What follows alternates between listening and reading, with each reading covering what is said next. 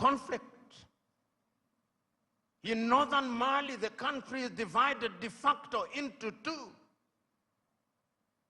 In the Democratic Republic of Congo, 120 armed groups, yet it is the busiest airspace in the continent of Africa. Minerals are being taken away to Europe and America. Central African Republic, the same. Libya, the same. Several months ago, I wrote to the chair of the African Union and to all African heads of state and said, convene a meeting with only one agenda item. What can we do to save Africa from this slide? Only 4 replied. That is the state of the continent of Africa. We must deal with the basic things. We must solve conflict.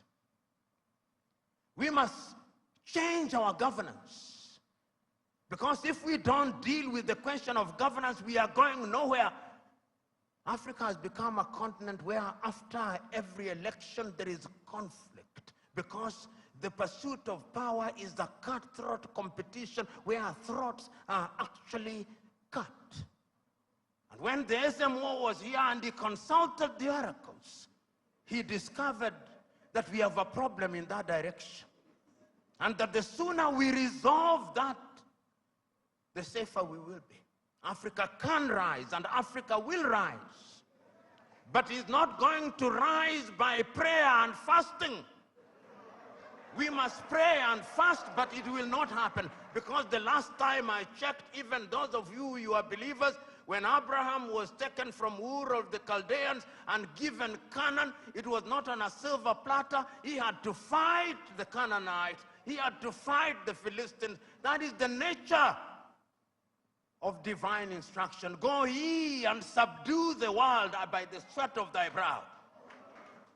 The kitchen where they make manna was closed. Manna will no longer come. Because you must now make your manna. And it is our duty, therefore, as Africans to begin to rethink the younger generation.